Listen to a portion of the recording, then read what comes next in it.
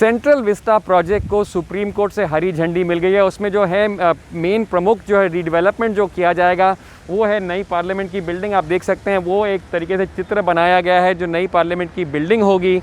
पुरानी parliament building के सामने उसे बनाया जाएगा।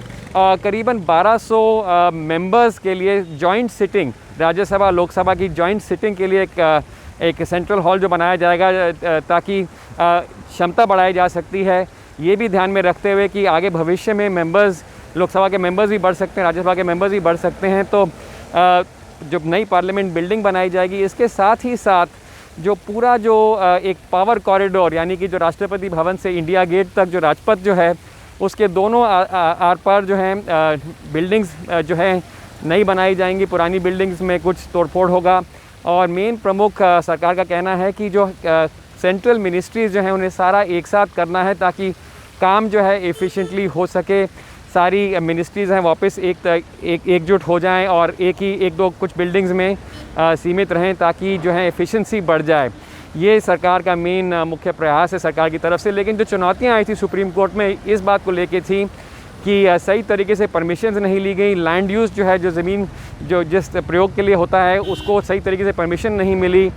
लेकिन सुप्रीम कोर्ट के 3 जजेस में से 2 जजेस ने कहा है कि परमिशंस हैं तो ये प्रोजेक्ट जा सकता है। जस्टिस संजीव खन्ना जिन्होंने अपना अलग से जजमेंट दिया, उनके हिसाब से जो है कंजर्वेशन कमेटी जो हेरिटेज कमेटी है उसकी परमिशन होनी चाहिए क्योंकि ये सारी जो है पुरानी बिल्डिंग्स हैं, हेरिटेज बिल्डिंग्स हैं और इनको बचाना बहुत ज़रूरी है। ये लुटियंस दिल्ली जो कहलाता है और 1927 को पार्लियामेंट की बिल्डिंग का इनॉग्रेशन किया गया था। तो सरकार का कहना है कि बिल्डिंग अब बहुत पुरानी हो गई है, अर्थक्वेक प्रूफ नहीं है, फायर प्रूफ नहीं है, आग लग सकती है।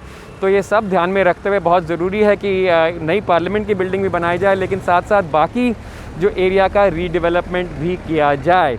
तो इधर आप देख सकते हैं कि राष्ट्रपति भवन के दोनों तरफ जो नॉर्थ ब्लॉक, साउथ ब्लॉक हैं, जहां अन्य इम्पॉर्टेंट जो गवर्नमेंट की मिनिस्ट्रीज़ हैं, home ministry, finance, external affairs, prime minister का ऑफिस, ये सारी मिनिस्ट्रीज़ जो हैं हो सकता है यहाँ भी रीडेवलपमेंट हो। और साथ ही साथ जो प्रोजेक्ट जो है अब जा सकता है, आगे क्लियर हो सकता है।